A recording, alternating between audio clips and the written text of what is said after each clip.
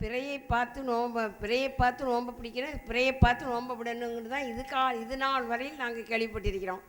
பல ஹதீஸ்கள்லையும் பல இதுகளையும் பார்த்துருக்கிறோம். நாங்கள் நீங்கள் அந்த மாதிரி இது உங்களையா அவங்களையா எது நாங்கள் எடுக்க, நாங்கள் பாமர மக்கள், எங்களுக்கு எதையுமே அதிகமாக சிந்திக்கக்கூடிய மெச்சூரிட்டி இல்லை. உங்களம்மா இந்த குரூப்பில் இது இயக்கம் டிவியில் பார்த்து தான் நாங்கள் எல்லாமே இது பண்ணுறோம், செயல்படுறோம்.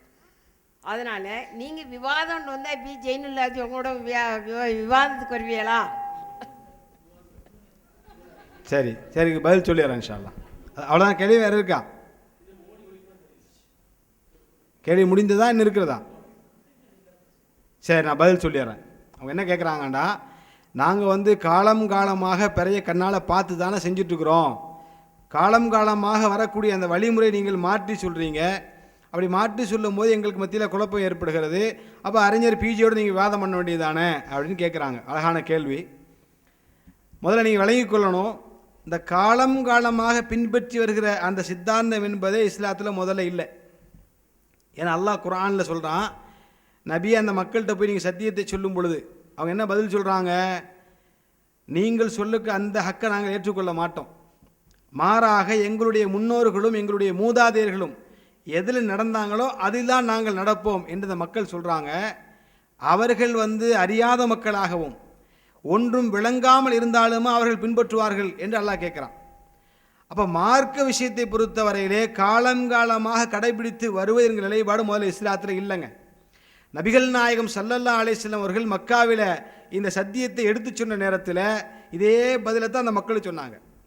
நாங்கள் காலம் காலமாக கஅபாவுக்குள்ளே இப்ராஹிமுடைய சிலையை வச்சிருக்கிறோம், இஸ்மாயிலுடைய சிலையை வச்சிருக்கிறோம், அதை நாங்கள் வழிபடுகிறோம்னு சொன்னாங்க.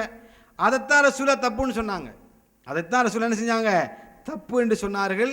அந்த தவறுக்காக வேண்டி தான் மக்காலேருந்தே துரத்தடிக்கப்பட்டாங்க. தப்புன்னு சொன்னதுனால தான் மக்காலும் துரத்தடிக்கப்பட்டாங்க. அப்போ முதல்ல இஸ்லாத்தில் நிலைப்பாடே கிடையாது. சொல்கிற செய்தி எப்படிப்பட்டது, அது குர்ஆனில் இருந்து சொல்கிறார்களா, ஹதீஸ் இருந்து சொல்கிறாங்களா, இதைத்தான் பார்க்கணும். ஏன்னா நபிகள் நாயகம் ஸல்லல்லாஹு அலைஹி வஸல்லம் சொன்னாங்க, அதாவது நான் உங்களிடத்தில் என்ன செய்கிறேன், தரக்து ஃபிக்கும் அம்ரைன் லன் தலில்லு மா தமஸ்ஸத்து பிஹிமா கிதாபுல்லாஹி வ சுன்னத்தி, நான் உங்களிடத்தில் 2 விஷயங்களை விட்டு செல்கிறேன், அதனுடைய அந்த 2 விஷயங்கள் நீங்கள் பின்பற்றி நடக்கும் காலமெல்லாம் நீங்கள் வழி தவறவே மாட்டீர்கள் என்று அல்லாஹ்வுடைய தூதர் சொன்னாங்க. அந்த 2 விஷயம் என்ன?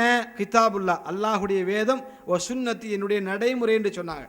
அப்போ நாம் எடுக்கிற ஆதாரங்கள் விஷயங்கள் எல்லாம் குர்ஆனில் இருக்குதா, ஹதீஸில் இருக்குதா என்பது அதை பார்த்து நடக்க வேண்டுமே தவிர நாங்கள் காலங்காலமாக வந்துட்டோமே என்று சொல்லக்கூடாது. காலங்காலமாக தர்கா போயிட்டு இருந்தோம், இன்றைக்கி அது தப்புன்னு சொல்கிறோம். காலங்காலமாக மௌலூத் ஓதிட்டு இருந்தோம், இன்றைக்கி தப்புன்னு சொல்கிறோம். காலம் காலமாக மீலாதை கொண்டாடிட்டு இருந்தோம், இன்றைக்கி தப்புன்னு சொல்கிறோம். ஏன்? காலம் காலமாக செஞ்சது ஆதாரம் இல்லை. குர்ஆன்லேயோ ஹதீஸில் இருந்தால் ஆதாரம், இல்லைன்னா இல்லை. இதான் சொல்கிறோம். அடுத்து என்ன கேட்குறாங்க? இந்த பாமர மக்கள் நாங்கள் விளங்குவதற்காக வேண்டி நீங்கள் பிஜியோட விவாதம் பண்ணிடலாம் தானே அப்படின்னு கேட்குறாங்க. இந்த தமிழக வரலாற்றில் எத்தனை விவாதங்கள் நடந்திருக்கிறது, எத்தனை விஷயத்தில் தெளிவு கிடைச்சிருக்குது. கேள்வி கேட்கக்கூடிய நீங்களாக இருக்கட்டும் அல்லது மற்றவர்களாக இருக்கட்டும், எத்தனை விவாதங்களை முழுசாக பார்த்துருக்குறீங்க.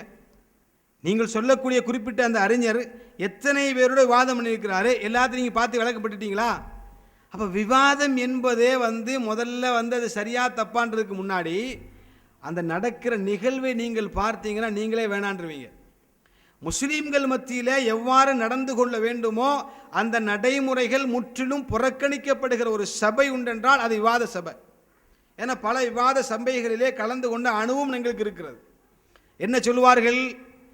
நடுவில் ஒரு கோடை கட்டுவோம், ஒரு கைத்தை கட்டுவோம் பாங்க. விவாதம் நடக்கும்போது ஷர்த்தனை போடுவாங்க, உங்கள் பகுதிக்கு 100 பேரை கூட்டு வரலாம், எங்கள் பகுதிக்கு 100 பேரை கூட்டு வரலாம்.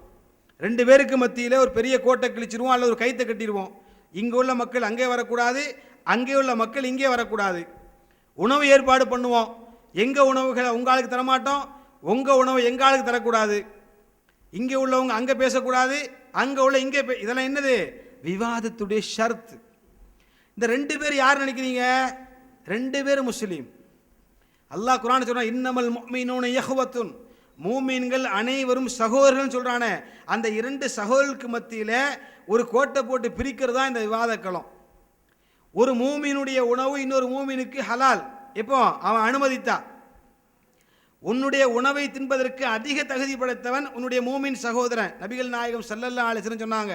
ஆனால் அங்கே என்னது, என் சாப்பாடு உனக்கு தரமாட்டோம், உன் சாப்பாடு எனக்கு தரமாட்டோம். ஆனால் இஸ்லாம் ஒரு இனிய மார்க்க வேண்டிய நிகழ்ச்சி நடத்தி இஸ்லாம் அல்லாத மக்கள்லாம் கூப்பிட்டு வச்சுக்கிட்டு நாங்கள் சாப்பாடு உங்களுக்கு தரோம், நீங்கள் வந்து கேள்வி கேளுங்க, நீங்கள் எப்படி வேணாலும் கேள்வி கேளுங்க, நாங்கள் கோபமே பட மாட்டோம். இதெல்லாம் எந்த சபையில்?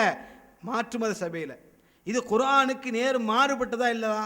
முஹம்மது ரசூலுல்லாஹ் வல்லதீன மாஹு அஷித்தா வலல் குஃபார் வ ருஹ்மாவு பைனஹும். இது குர்ஆன் சொல்ற வசனம். என்ன சொல்லுது? முஹம்மது ரசூலுல்லாஹ், முஹம்மத் அல்லாஹ்வுடைய தூதராக இருக்கிறார். வல்லதீன மாஹு, அவரோடு இருப்பவர்கள், அஷித்தா வலல் குஃபார், நிராகரிப்பான மக்களுக்கு மத்தியிலே கடுமையாக நடந்து கொள்வார்கள். வ ருஹ்மாவு பைனஹும், தங்களுக்கு மத்தியிலே இரக்கத்தோடு நடந்து கொள்வார்கள். இது திருமறை வசனம். அப்போ முஹம்மதை பின்பற்ற மக்கள் எப்படி இருப்பாங்க?